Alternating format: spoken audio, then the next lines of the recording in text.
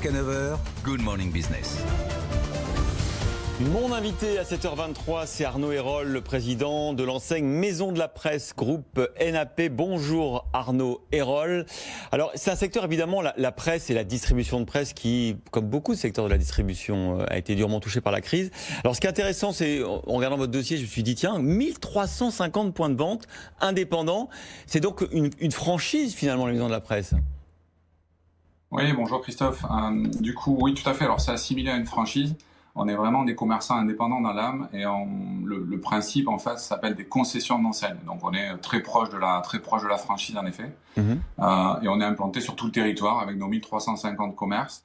On se dit en fait des commerces culturels de proximité, voilà, dans les bourgs, dans les centres-villes, dans les quartiers, voilà, sur tout l'Hexagone. Alors vous êtes frappé pour plein de raisons. D'abord par évidemment la crise sanitaire qui a fait que certains de vos commerces sont restés fermés. J'ai vu que certaines maisons de la presse avaient ouvert, même pendant le confinement.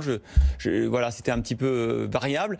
En revanche, il y a la crise de la presse quotidienne et puis la crise des messageries, de la distribution de la presse. Ça fait beaucoup pour un seul homme, ça. Hein.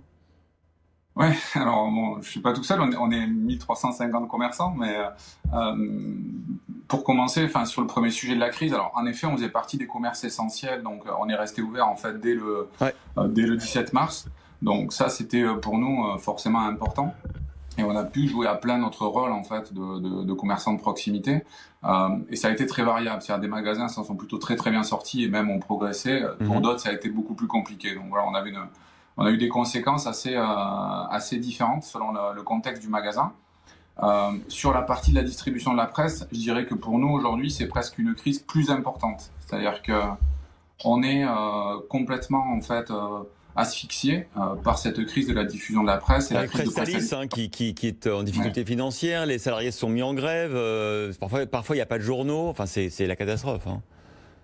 Oui, alors ça fait 3 semaines que ça dure, donc c'est vraiment un cri d'alerte. Hein. C'est-à-dire qu'on a sollicité donc notre régulateur de tutelle qui est l'ARCEP avec M. Soriano, on a sollicité le ministère de la Culture, enfin on est vraiment dans une impasse aujourd'hui et nos commerçants commencent vraiment à voir rouge. Hein. C'est-à-dire qu'on a vraiment du mal à faire notre métier et on est complètement esclave en fait de l'organisation de la filière telle qu'elle est aujourd'hui. Du coup, comment vous voyez l'avenir? Est-ce qu'une maison de la presse doit offrir d'autres services? Parce que ça dépend pas de vous, malheureusement, hein, la crise de la presse écrite, la crise de la distribution, au fond, malheureusement, vous pouvez pas trop intervenir dessus. Donc, du coup, est-ce que vous vous dites, parce que qu'est-ce que vous disent vos 1350 adhérents, les commerçants de ce commerce de proximité? Est-ce que déjà, ils vendent beaucoup de choses? Est-ce qu'il faut vendre d'autres choses, d'autres services? On s'est quand même depuis de nombreuses années diversifié. Donc l'idée, c'est que le modèle est un peu polymorphe, c'est-à-dire qu'on a plusieurs activités. On est dans une grosse enseigne de librairie. On vient de remettre notamment notre prix littéraire, notre 51e prix littéraire des maisons de la presse tout récemment. Donc pour le livre qui s'appelle Rivage de la colère de Caroline Laurent. Donc ça, il a été remis. Le délibéré a eu lieu la semaine dernière. Il a été remis aujourd'hui. Donc le livre est un gros métier. On a également la papeterie, on a tous les produits du quotidien en fait. On fait aussi beaucoup de services dans nos magasins, mais la presse reste quand même notre ADN, donc un ADN du papier, un ADN de culture. Et c'est vrai que la situation aujourd'hui est criante sur ce sujet, quoi. Alors, est-ce que du coup, est-ce que vous craignez pour la situation financière de certains de vos 1350 points de vente indépendants? Est-ce que vous avez eu des alertes, des risques de fermeture, de dépôt de bilan? Ouais. Alors alors malheureusement il y en a même déjà eu. Donc pour vous donner une tendance de réseau globalement, donc il y a le réseau Maison de la Presse, mais il y a plus largement tous les commerçants de presse indépendants en France qui sont à peu près au nombre de 15 000. On perd chaque année environ 700 marchands de journaux. Donc c'est quand même une hémorragie assez importante. Ça fait 5% par an. Ouais, c'est énorme. Ouais. Et je crains malheureusement que cette année ce chiffre ne double, voire plus, quoi. Comment ça s'est passé avec les bailleurs? C'était un sujet de débat depuis plusieurs semaines. J'imagine que c'est individuellement que chacun des 1350 commerçants indépendants de la presse ont dû négocier avec les bailleurs?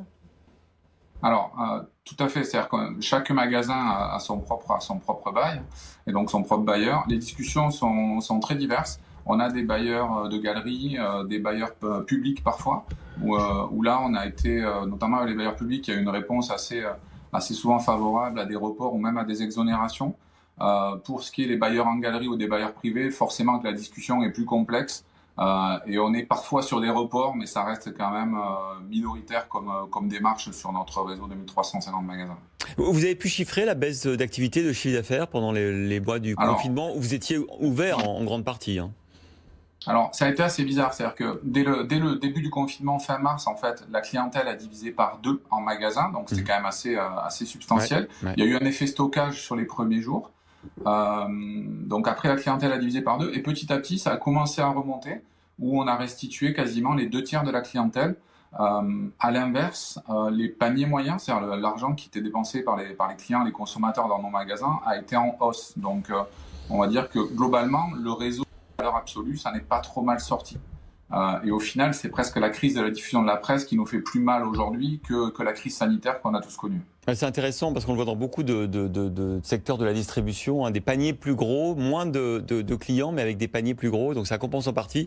Et ce qui est intéressant, c'est ce que vous nous dites, que finalement vous êtes plus frappé par cette crise endémique de la presse quotidienne, la presse écrite, plus que par le coronavirus. Merci beaucoup Arnaud Hérol pour ce point d'étape, président de l'enseigne Maison de la Presse Groupe NAP.